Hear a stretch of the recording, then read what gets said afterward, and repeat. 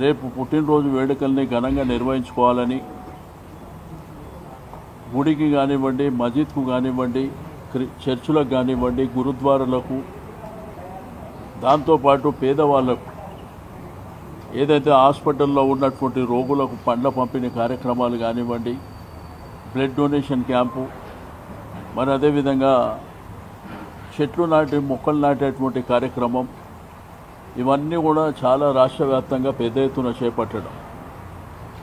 ఇక్కడ రేపు ఉదయం 10 గంటల నుంచే చాలా కార్యక్రమాలు, ఒకవైపున డప్పు నృత్యాలు కానివ్వండి, లంబాడా డ్యాన్సులు కానివ్వండి, మరి కార్యకర్తల చాలా బ్రహ్మాండంగా కార్యకర్తలు కూడా కార్యక్రమాలు నిర్వహిస్తూ ఉన్నారు. దాంతోపాటు మన హాల్లో కూడా సాంస్కృతిక కార్యక్రమాలు, మరి జానపద గీతాలు, తెలంగాణ పాటలు కూడా మా కళాకారులు బ్రహ్మాండంగా రేపు నిర్వహించడం జరుగుతుంది.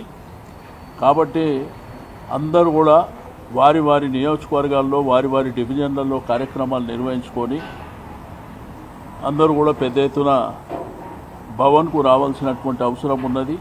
అందరూ కూడా ఆహ్వానం చెప్తా ఉన్నాం.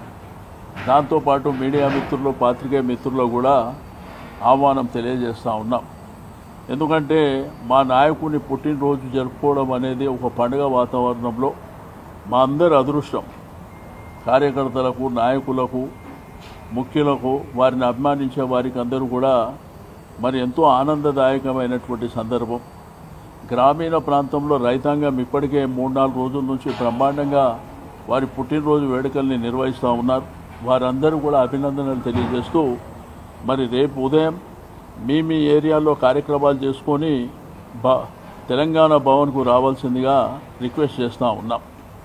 కాబట్టి అందరు ఆహ్వానితులే, అందరినీ కూడా మరి పెద్ద ఎత్తున రావాల్సిందిగా కోరుతా ఉన్నాం.